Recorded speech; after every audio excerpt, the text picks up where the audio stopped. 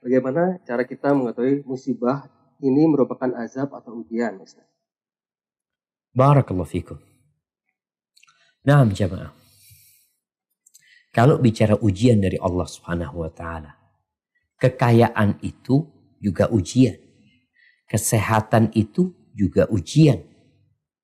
Tinggal bagaimana engkau menghadapi ujian tersebut. Allah Azza wa Jalla mengatakan, "Wa nabluukum bisyarri wal khairi fitnah."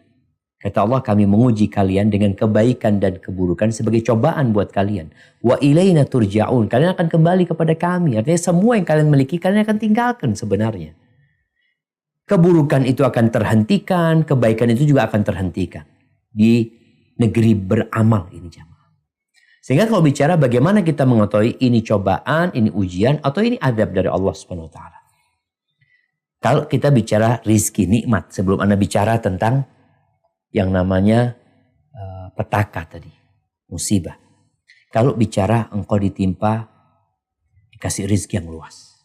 Bisa jadi itu ujian dari Allah, bisa jadi azab buat engkau nanti. Ketika mengantarkan kepada ketaatan kepadamu, insya Allah jadi nikmat buat engkau. Ujiannya engkau lulus. Karena mengantarkan kepada nikmat.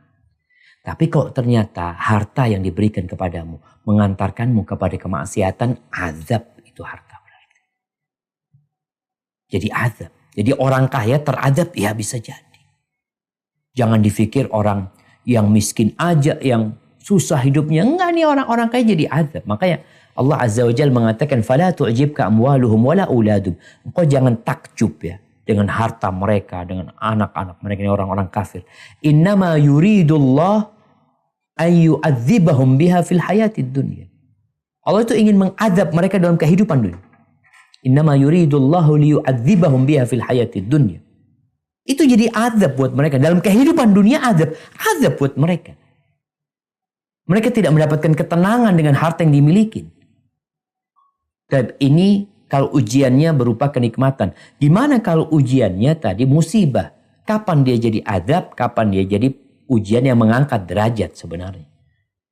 Dia itu bisa jadi azab kalau kita menyikapinya tidak benar.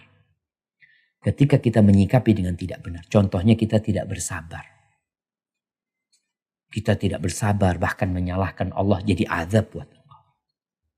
Tapi tatkala bala menimpamu, engkau tahu engkau banyak dosa ya Allah. Iya ya Allah. Ini menjadi penghapusan buat dosa-dosamu. Jadi azab itu mengurangi dosamu kan. Dan ternyata ketika engkau bersabar, naik derajatmu nantinya. Dengan musibah yang menimpa dirimu.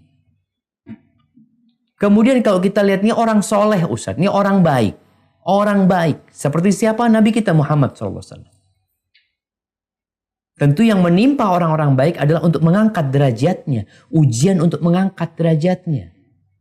Agar Nabi SAW mendapatkan derajat paling tinggi di akhirat nanti. Beliau di bab syukur udah sukses. Di bab sabar juga sukses.